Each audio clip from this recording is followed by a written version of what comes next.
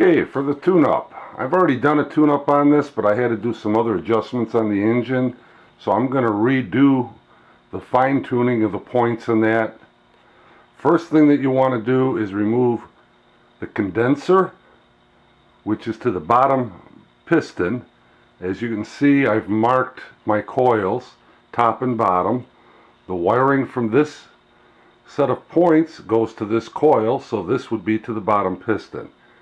That's where I'll start. And you definitely want to remove the coil and both wires. Okay, as you can see, I've removed the condenser. I've disconnected also the green wire which goes to the coil. This screw here does not come out and does not really come loose. It's a cam screw. What I mean by that is when it's rotating, it's offset. What it does is moves this plate back and forth. I'm exaggerating its movement, but it's just very fine. This screw, you want to break it loose but keep it snug, but not too snug, so that this will be able to move this plate. So that on this side, this is where your points are. If you can see the tip of my screwdriver, that's your points. When this part over here comes around on the cam, which is a high spot where it's marked here where it says top, I don't know if you'll be able to read that, that's when the points should open.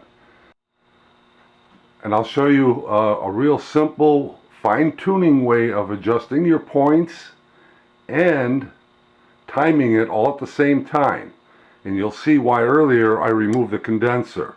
I'm going to use that screw hole to feed a wire through it and reconnect it to the back plate of the points. Alright, a little error on my part.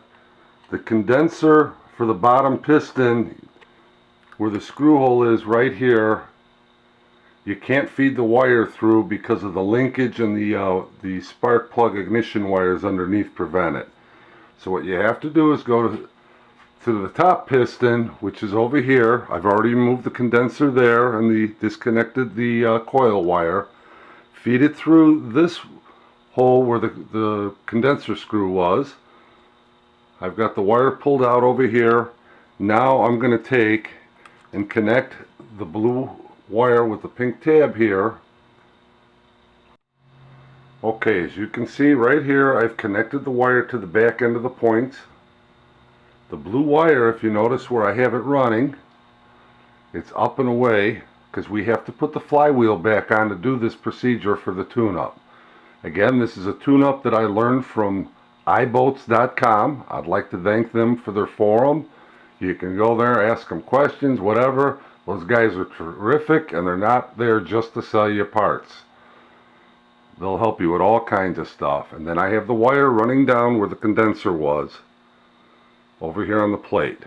Next, I'm going to do the Volt Ohm Meter, hook that up, and put the flywheel on. You want to make sure all the wires are away from any moving parts, because you do have to turn and rotate that flywheel, and you don't want it to grab a wire and start ripping things apart on you. You won't be able to see under there of what's actually going on. Okay, on the armature plate there's two markings. I've painted the area yellow on mine so it stands out better, and then I went over them with a black magic marker so they're real easy to see.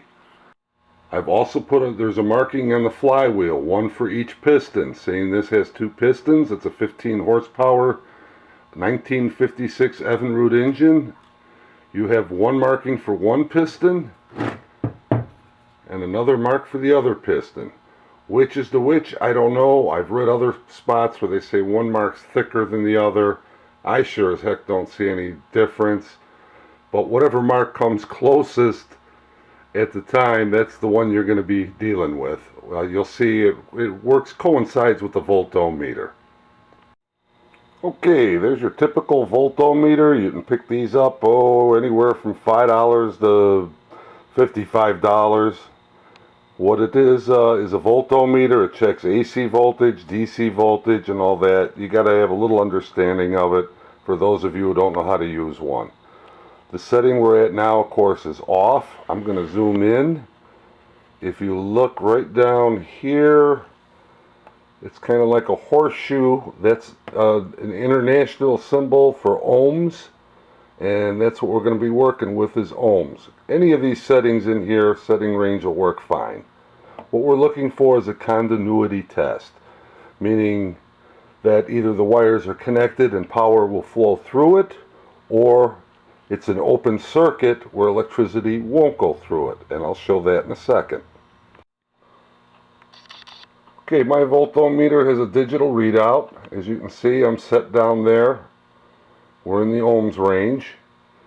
The connectors are right here. Let's see. Okay, they're not touching, so we have a reading of 1. That means it's an open circuit. In other words, there's a lot of resistance and no electricity can pass through. Now when I touch the other one, as you see, it goes to 0. Connection, so that's why it keeps varying. But I'll hold them together and you'll see it go to 0. Okay. Now we have no resistance, and that means the electricity is passing through, with no resistance. This is a principle that we're going to be applying by using the points. When we're adjusting the timing and the points, most of the time you'll be getting a 00 reading. Once the points open up, and that's what we're going to adjust them to on the engine, you'll go back to 1. And that's when the cam is pressing on the arm of the points. You'll see in a second when I align it all up, it'll make a little more sense to you, I hope. Alright, this is the flywheel. I always like to mark when I did stuff to things, so if I have to go back to it in a year, 5 years, or 10 years, or somebody else, it gives them information. Okay, this is the flywheel.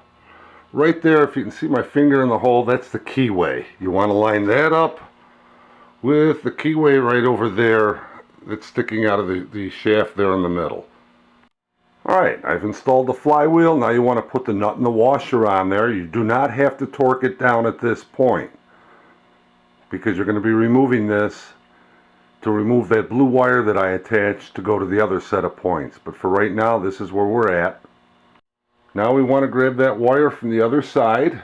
This is the blue wire that we connected earlier to the points. It's all underneath there. You can't see anything anymore. And we're going to set the Volt Ohm Meter here so that we can read it while we do minor adjustments.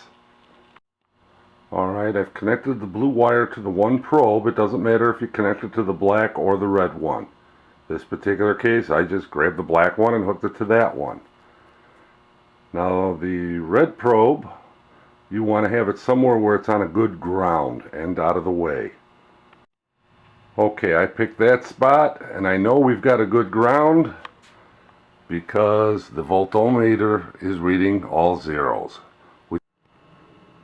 It's also easier if you pull the spark plugs, put the engine in gear, like I have it in forward gear. And to do this, you're going to need to turn the flywheel, when what I'm going to do is just use the prop. With no compression on there, this should be fairly easy. And you want to make sure it's always turning clockwise. Okay, there was our timing mark, and if you noticed, it turned to 1. That means that the points are open. Okay, I've marked the one cylinder with a B on it. The line to the right of it, you want it to line up, and right now the points are closed. That's why you got a double or a 000 there. You want that line to be somewhere in between the center there, and then the meter should read 1, and that tells you that the points and timing for the bottom cylinder or piston is set. Keep watching. We're moving it slowly with the prop.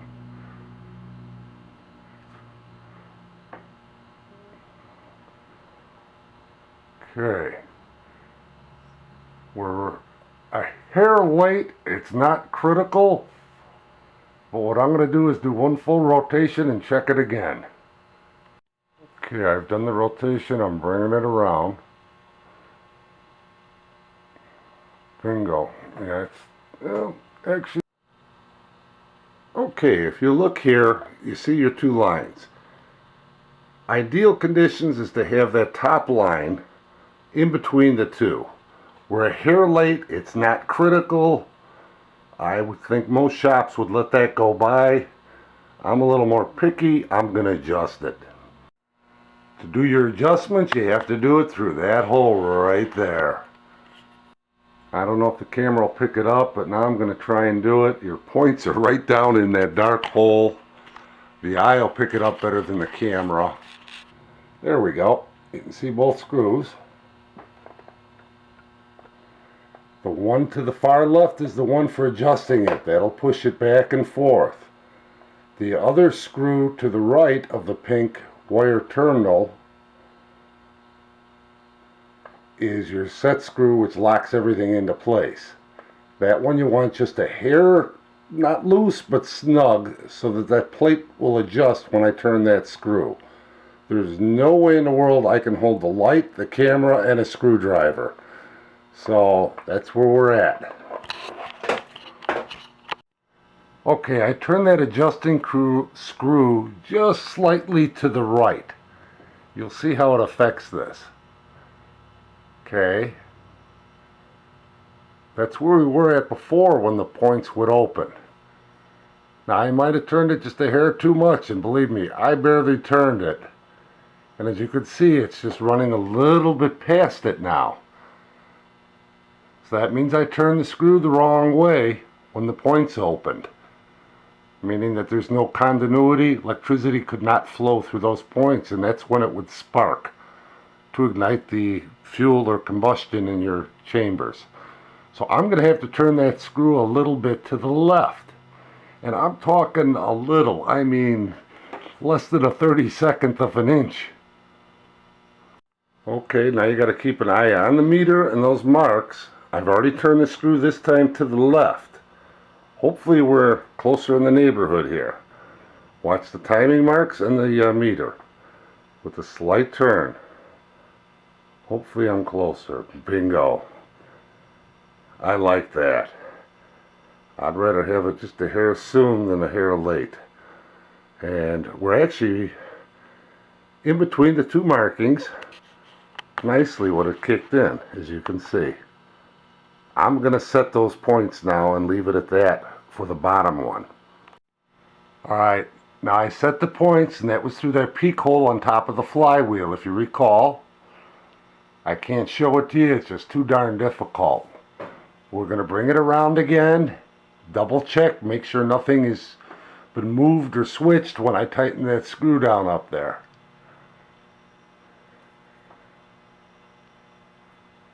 Okay, we're still at 0 and we're almost lined up real nice there. Bingo. Jackpot. We're right where we want to be. So the bottom one is timed and the points are set. Okay, to do the top cylinder now, we have to remove the flywheel again, and then we're going to move and set everything up. I'll show you as I go along. Alright, we have to remove the flywheel. I've taken the nut off. What I like to do is take a screwdriver, actually the bigger one. What did I do with it? I like to line up a nut, and I go for this point right over there. I don't know if you can see what I got going there. Just pry up on it a little. It helps if you have another hand while your nut's on there. Just take another screwdriver, tap on that nut so you don't damage it, and as you could see, I almost lost my camera and everything. It came loose. Sometimes if it doesn't come loose like mine did, give it a quarter turn, do it again, and just keep tapping on it. Now if it's the first time removing the flywheel after it's been torqued down, I suggest go to iboats.com, go to the forum, go on, I believe it's on the right side for search, and just type in flywheel removal. There's plenty of people out there that'll show you how to do it with a harmonic balancer. It's just 3 bolts, one goes into each hole, special tool here and a big bolt in the middle, and it pops it off. Okay, the flywheel's been removed. Now we have to remove that wire that we connected to the points. Be careful, don't push too hard on that screw or any of that. You could mess up all of your settings that we just did on bottom piston there for the bottom coil in that and points. Okay, I removed our blue wire, which you can see back here, and we're moving it back out of the way. I've reconnected the coil wire, which is the lower green one, and then the black condenser wire, and I've got the screw started. It's all pretty sloppy yet, as you can see, and we're going to bend that over. The other thing you want to make sure is that that green wire is completely down, out, and out of the way, and nowhere near that cam down there. And if you can't see it, that's a good sign. Okay, I've remounted the condenser. A point I'd like to make is please use the proper screwdriver for the proper screw. They make them different sizes because there's different screws. You can see the blade that I have here fits nicely in there. It's about the same size as the screw. I would not use this screwdriver to set the points here or to tighten the screw on these points. I'm going to use a smaller one. That's this one right here. If you can see, it's got smaller, and I got to switch hands to do this. Alright, I got my screwdriver in there. As you can see, I'm using the smaller screwdriver for the smaller screw. You also want to check, make sure your wires are not touching or rubbing, so that down the road from all the vibrations that they don't rub the insulator and short something out and then your engine don't run. And you know it's going to happen when you're out in the middle of the lake. And you don't want to really torque this screw down, you just want it snug. I just noticed this too. I'm just going to point it out to show you. This is the lobe where the screwdriver is, and right down there it says top. This is the rub arm of the points, and it's on the top point. This side is a little wider than the opposite side. So when that rotates around, that's where it pushes your arm there. And I don't know if you can tell, but those points are open. There you go. That's the points right down there. And again, make sure none of those wires are touching anything. Now we're going to go do the top side. Okay, I've gone ahead and connected the blue wire. We're on the top side here. I've marked all of mine, but when I was taking it apart and reassembling it earlier for the tune-up, this is the most difficult part, I think, is the points and the timing and all that. Again, make sure that the green wire is out of the pathway of anything over there. It's not hitting the cam or anything in there. Out of sight, out of mind when you're close in this area down here. It's got to be, you want it underneath the coil and away from anything. So you can see the blue wire we got excess. I'm just going to grab it, pull the excess down out of the hole so we don't pinch it anywhere when we put the flywheel back on. Now we're going to put the flywheel on. I'm going to skip a few spots on that because I showed you that earlier. Okay, make sure your Volt Ohm Meter connections are all good. As you can see up there, I just pulled this out. I'm sticking it back in the hole. The double or triple zeros there mean that the points are closed. We have electricity flowing through them. Now we're going after the top piston, which I've marked on the flywheel with a T. You can see our timing marks right there. That's on that the armature plate. Keep an eye on that. Watch for our mark to come around. There's our T. There's our marking. Let's see where we're at. Watching the meter and both at the same time. We're right in the dead center. Nothing yet. Nothing. Bingo. This one too is running a little late. Okay, that's our flywheel. There's our opening. If you remember before, it was located over here over the bottom set of points, which were located approximately where my finger is. Those are over there. You're going to have to look through them. More than likely it's a little more to the left there, but there's your one screw that is for adjusting. That moves the points, opens and closes them a little bit. Alright, this time I adjusted the screw on the top points, or the top piston points, just a hair to the left. Now you can see our markings coming around. Got to keep an eye on that meter. We know we're close. Hopefully. Oops. Now it's way too soon. Okay, this time I turn the points to the right on that adjusting screw. You can see our mark coming around. Keep an eye on the meter. There's our... And I'm turning this by hand now. Bingo. You know, that's pretty darn good there too. I'm going to give it one full turn. That's our bottom mark, which we don't want. We're coming around. Let's fine tune it again. Now, it's when this opens up, that's when we want the points to open. That's when it reads 1. I like that. I like that. I'm not going to even mess with that. Mainly because I barely turn that screw at all. Now I'm going to go turn the set screw back up there to tighten those points down, lock them in, and double check everything again. Okay, I've double checked everything, turned it a couple times. We're sitting really nice there on the points and on the timing marks right there between the lines. And here's, if the gap in the points is too small, the points will open late after the timing mark passes the marks on the amateur base.